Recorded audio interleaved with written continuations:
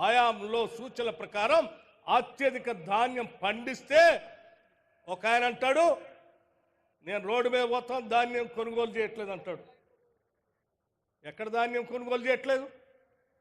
పకడ్బందీగా అత్యంత ప్రణాళికాబద్ధంగా కొన్ని వేల సెంటర్లో ధాన్యం కొనుగోలు సెంటర్ని ఐకేపీ సెంటర్ల ద్వారా ప్రారంభోత్సవం చేయటమే కాకుండా మీలాగా నెలల తరబడి డబ్బులు ఇవ్వకుండా వారం రోజుల్లోనే వాళ్ళ ఖాతాల్లోకి డబ్బులు వచ్చేటట్టుగా కూడా చాలా స్పష్టంగా ఈనాటి ప్రభుత్వం చేసి ముందుకు పోతాం. ఇది కాంగ్రెస్ ప్రభుత్వం రైతుల కోసం ఆలోచన చేసినటువంటి ప్రభుత్వం. ఇంకో ఆయన అంటాడు నేను ఉద్యమం చేస్తా బయటకు వచ్చి ఏం ఉద్యమం చేసేది 10 ఏళ్ల పాటు ₹1,00,000 రుణమాఫీ చేస్తా అని చెప్పి 2014-18 నుంచి 4 దఫాలుగా ఇన్స్టాల్మెంట్లో చేస్తే ఆ డబ్బులు వడ్డీకే సరిపోలే. 2018-2023 వరకు ₹1,00,000 రుణమాఫీ చేస్తామని మాటలు చెప్పేవే తప్ప అవి చేయకుండానే గాలికి వదిలేసిపోయినాం.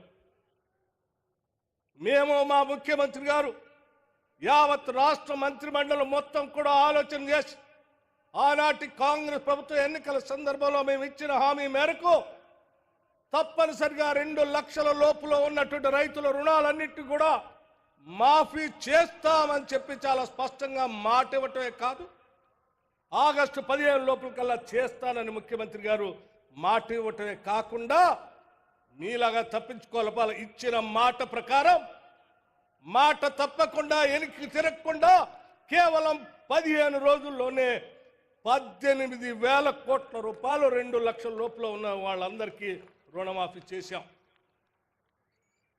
అరే 15 రోజుల్లోనే ఈ దేశ చరిత్రలో ఎక్కడ స్వతంత్ర భారతదేశంలో ఏ రాష్ట్రంలో కూడా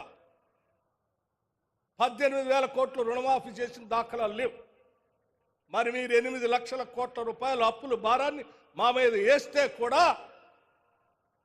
మేము రైతులకు మాట ఇచ్చాం కాబట్టి తప్పనిసరిగా చేయాలని ఆ 18,000 కోట్లు చేస్తే సంతోషించి రైతుల పక్షాన నిలబడి ఈ ప్రభుత్వం చేస్తుంది కదా అని సమర్థించాల్సింది పోయి మేము ఇంకా ధర్నాలు చేస్తాం లేకపోతే ఇంకేదో చేస్తామని చెప్తున్నావు.